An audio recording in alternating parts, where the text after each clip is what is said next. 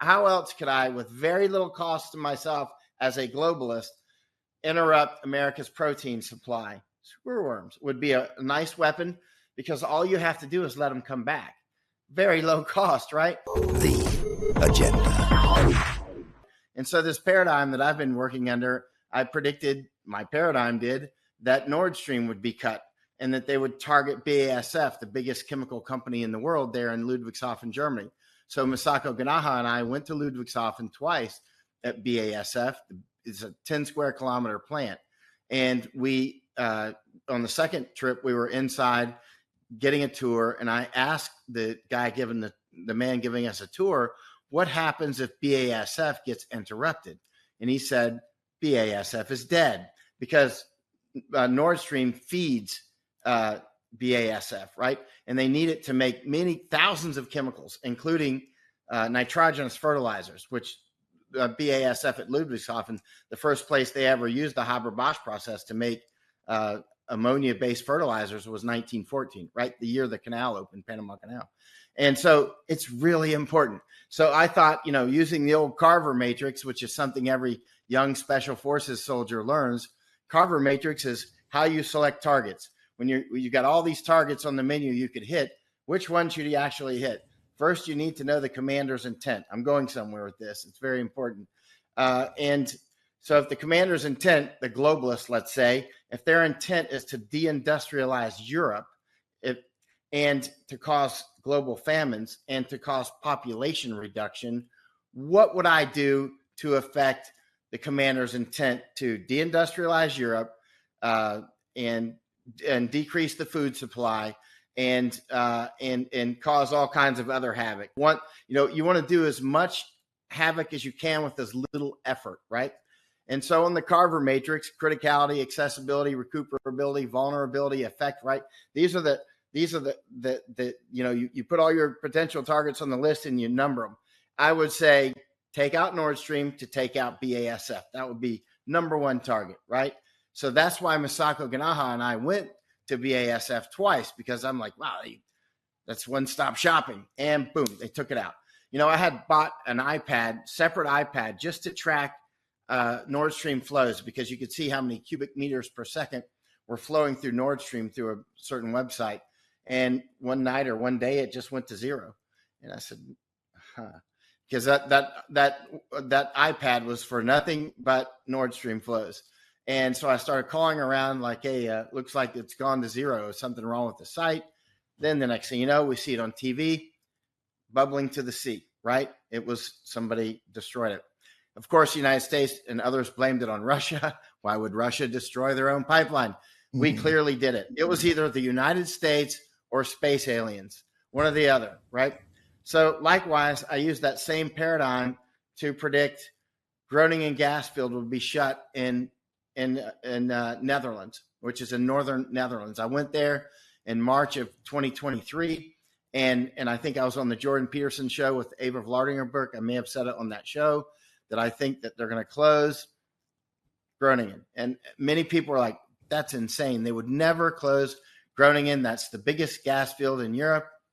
And I said, bingo. Carver matrix, not that most people even know what I'm talking about. I would take out Nord Stream to take out BASF, to reduce the nitrogenous fertilizer and other important things that are needed, very important. And I would take out Groningen, and it's closed. Groningen is closed. It's not going to reopen, right? So now you've got the number one, and I was publishing these things in advance. These aren't post facto. I thought they were going to do that. No, if you really are confident in your predictive abilities, you need to publish it in advance, right?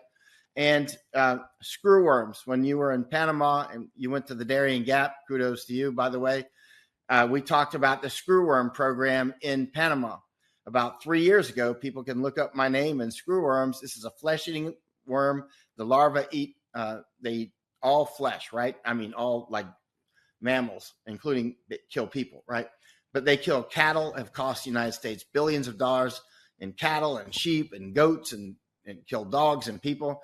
But our previous generations fought the screwworms out of the United States, fought them down through Mexico, down through Central America, and they had a screwworm program in Panama. They still have it, where they irradiate billions of flies and drop them from airplanes and that sort of thing in boxes. And the fly that causes the larvae are screwworms. They only mate once. An entomologist discovered that in a study of these flies. So if you irradiate the males, you can drop out billions of those. And if the females mate with the irradiated male, then she won't produce any offspring. So this has controlled that. The more you know about it, the more you see how intricate their plan is. It's like an old work of art. Unfortunately, it's evil art. So the screwworms. So I reached out to the USDA facility in Panama maybe 3 years ago. I could send you the emails later. And I asked if I could tour the facility. And they said no. And the way that they said it, I've dealt with our government and many others a lot. I've just done this for too many years. It's hard to BS me, right? I'm like, that's a cover up. They're manufacturing these worms. That's our facility and the USDA facility in Panama that's irradiating and dropping the worms by airplane across Panama, right? And so I reached out to them about 3 years ago. I'll send you the email when we get off if you want to use it. Yeah. And it's just a short email. Can I come, look at the facility, blah, blah, blah. But the way that they responded, it's got a certain smell to it. I've just done this for too many years. They might be professional public affairs people, and I'm professional at catching when they're hiding something, right?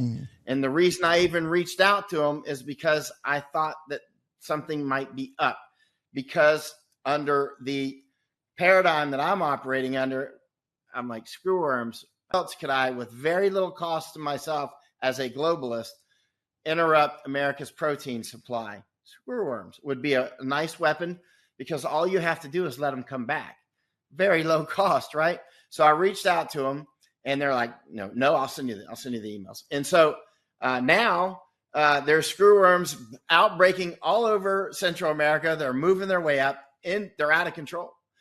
Just as I predicted in writing. I predicted it in writing, right? So, and people are like, screwworms, what are those? And I'm like, I think you're going to see them in the future. Obviously, I don't know, but I know the level of sophistication of these people. It is extremely high. And if I were them on my Carver matrix, the cost of letting the screwworms get back is practically zero. You know what I mean? In fact, you can take some money back, stop irradiating flies, keep dropping them out, but not irradiated. You'll increase the number of screwworms by sending them non-irradiated males, right? The agenda.